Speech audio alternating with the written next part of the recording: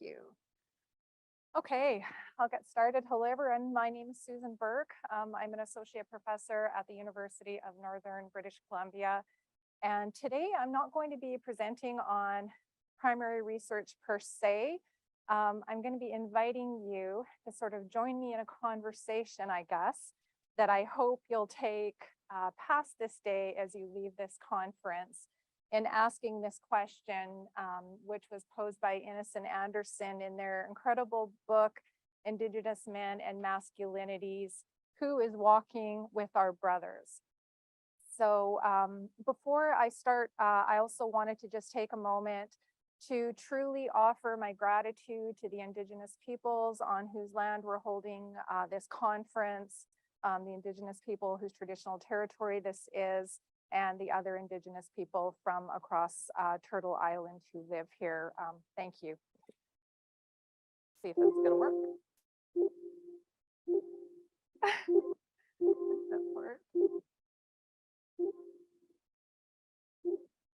Okay, I can just sing it. Some of you aren't as old as me, where we had records that dinged when you had to turn the page. Some of you are old enough, right? Okay, so ding. Okay. So this is the format I'm going to follow. I'm a Métis woman, so in keeping with my Indigenous traditions, I'm going to briefly introduce myself. I'm going to talk a little bit about sort of the story of what led me to ask these questions or this question. I'm going to give you some examples really briefly of how I feel Indigenous men experience colonial violence and how it's perpetuated. And then I have one short slide regarding steps moving forward. Thanks. Okay, so a little bit about me.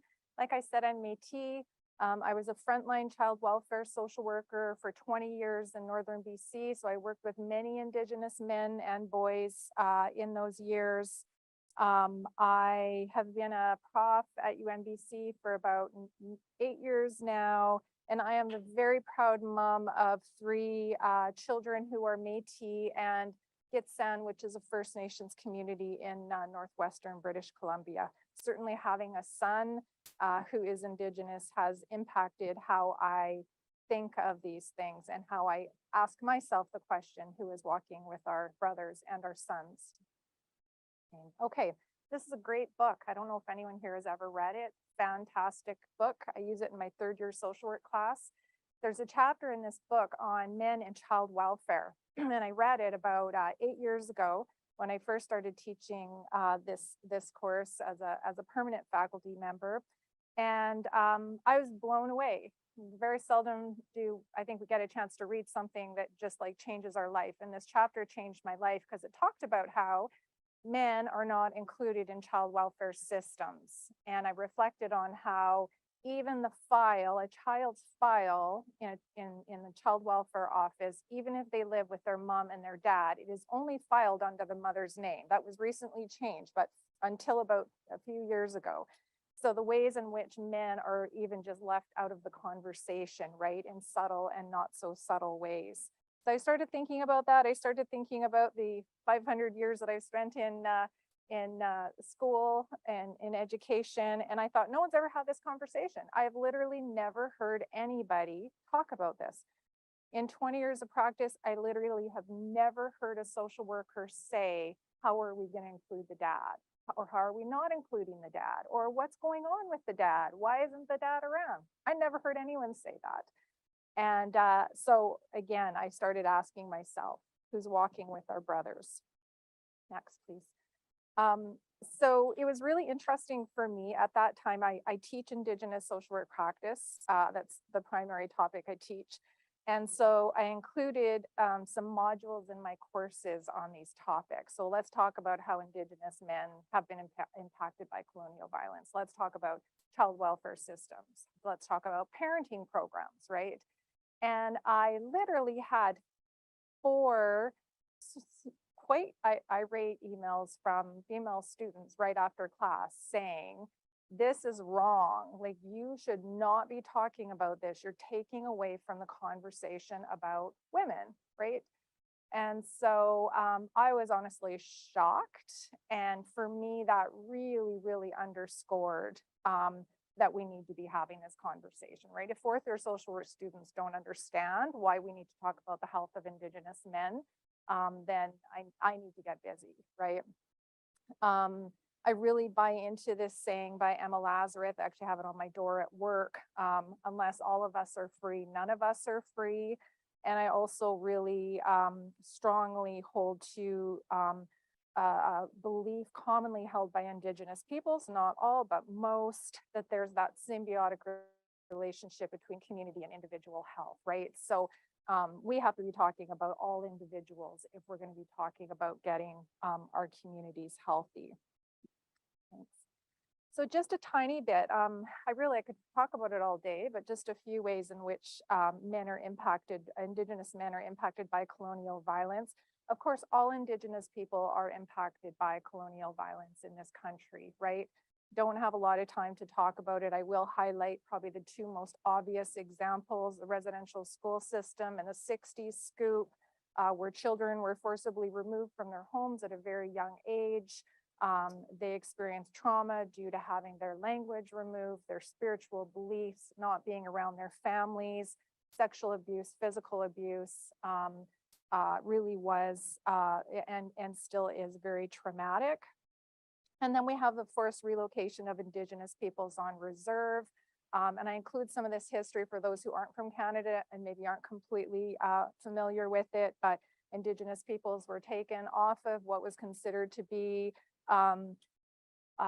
desirable land and placed on very undesirable land. And there was also the pass system. I don't know, a lot of people don't know about the pass system. There's an excellent documentary, and it talks about how not only were they put on the reserve land, but they were forced not to leave. In order to leave that block of land to go hunting or fishing or to go visit your children at residential schools, you had to get a written note from the Indian agent, right? So you were forced to stay on there, right?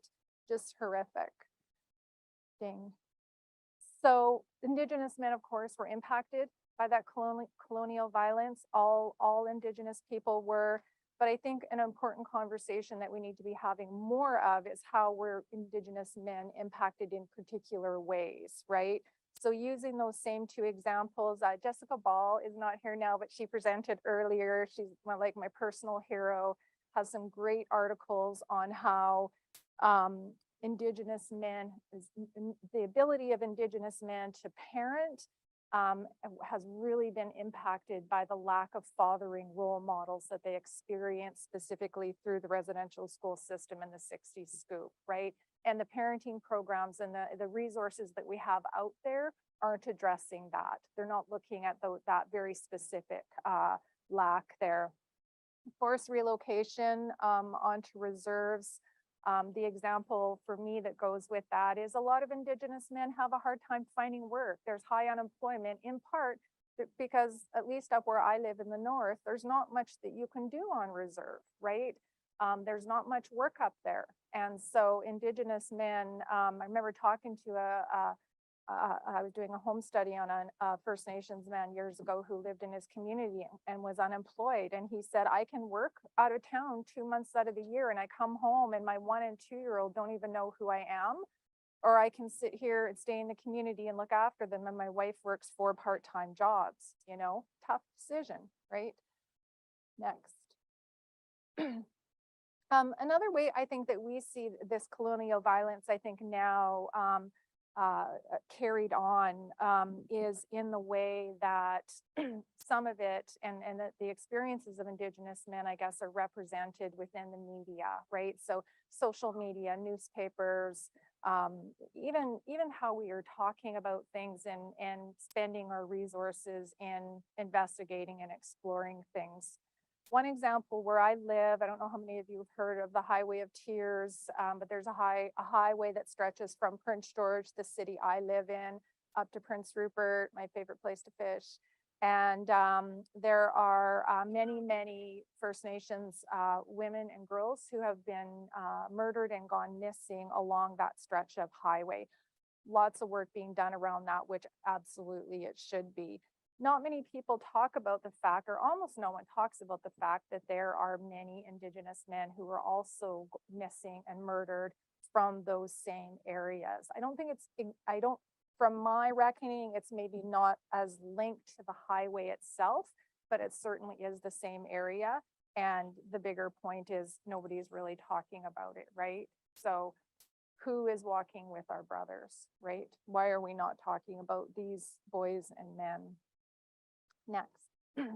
Another little example, this one comes from the Innes and Anderson book that I referenced at the beginning. So they talk about how, again, just when we're talking about and thinking about Indigenous men, so gender discrimination. So we mostly talk about gender discrimination in relation to women or white women, right? And we separate it out from race. When it comes to discrimination of men of color, any man of color, it has to be viewed as being race related. So you have this intersection then that Indigenous men and other men of color face of gendered racism, right? So the example I think of, my kid's dad is First Nations, walking through a residential area late at night, someone calls the police on him. I've walked through that same area 1,000 times in my life at the same time. No one's ever called the police on me, right? So there's that again, intersection of his gender and his race that impacts how he navigates the world. One more. Thanks. Another one, I think, again, just to highlight, there's so many examples. So when we talk about violence, on our Facebook page, things come up. Often it is, we're talking about violence against white women is usually highlighted. I'm not saying it's always highlighted, but usually. And when we are talking about violence towards Indigenous men, usually the statistics, Indigenous men are compared to white men and Indigenous women to white women. But if you look at the statistics of all of those groups, Indigenous men are actually proportionately most likely out of any of them to experience some sort of violence, right? And yet that's not how it's reported, and the way that it's reported skews the way that we think about it. Next, please. I really love this quote. Again, it's in the Innes and Anderson book. First Nations men are perceived more often as victimizers than victims, as protectors rather than people who require protection, and supporters of other people rather than people requiring their own individual support. As a result of the colonization of their lands, minds, and bodies, many First Nations men come to not only accept these perceptions, but also to internalize them. And I would take that one step further, and I would say to perpetuate that then amongst themselves, right? So all of the violence that occurs in between communities, I think a lot of it is some of the result of that. And I personally think, that when we fail to think of Indigenous men as people who could be victims, who could be protectors, who could be supporters, then we just perpetuate that colonial violence, right? We kind of continue to take part in it. All right, one more slide. All right, so I have a few suggestions for steps moving forward. I mean, I would like to, go back to the beginning of the presentation again and just invite all of you, all of us, to ask ourselves, who is walking with our brothers, right? What are we doing personally to try to make a shift and to hold ourselves accountable and to hold people around us accountable? Some practical things we could do. I am a social worker by profession. I think that in frontline practice, in programs in post-secondary education, in post-secondary school, in programs that teach direct practice, that they need to be informed regarding the specific needs that Indigenous men have, right? Whatever that is that pertains to that profession.